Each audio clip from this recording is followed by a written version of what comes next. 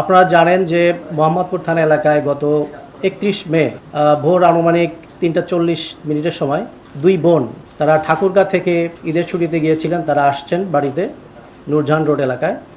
আসার পরে ঠিক তারা মালামাল নিয়ে যখন বাসার গেটে যখন নামেন, ঠিক সেই সময়ে একটা পিকআপ ট্রাক সহ ৩ জন তারা আসেন। এসে তাদেরকে চাপাতি দিয়ে ভয়ভীতি দেখিয়ে তাদের কাছ থেকে একটা ট্রলি ব্যাগ, একটা হ্যান্ডব্যাগ সহ আর একটা ব্যাগ, হাত ব্যাগ ছিল সেটা তাদেরকে ভয়ভীতি দিয়ে ছিনতাই করে নিয়ে চলে যায়।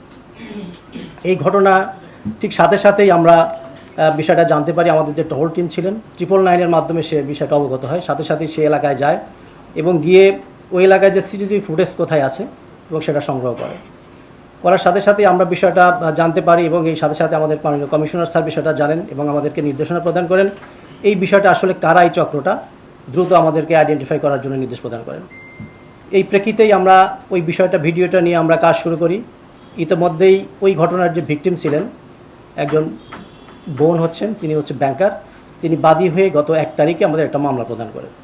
সেই মামলার ভিত্তিতে আমাদের তদন্তকারী কর্মকর্তা সহ মোহাম্মদপুর থানা এলাকার একটা চৌকস টিম এসি মোহাম্মদপুর জোনের নেতৃত্বে নারায়ণগঞ্জ অভিযান পরিচালনা করা হয়। সেইখান থেকে আমরা এই ঘটনার সাথে যে আপনার ভিডিও প্রতিবেদন দেখেছেন যে একজন লোক ব্যাগ এবং ট্রলি যেটা ছিল ট্রাকে উঠিয়ে নিয়ে যাচ্ছিল, ওনার নাম হচ্ছে আনোয়ার হোসেন। আমরা তাকে প্রথমে গ্রেপ্তার করি।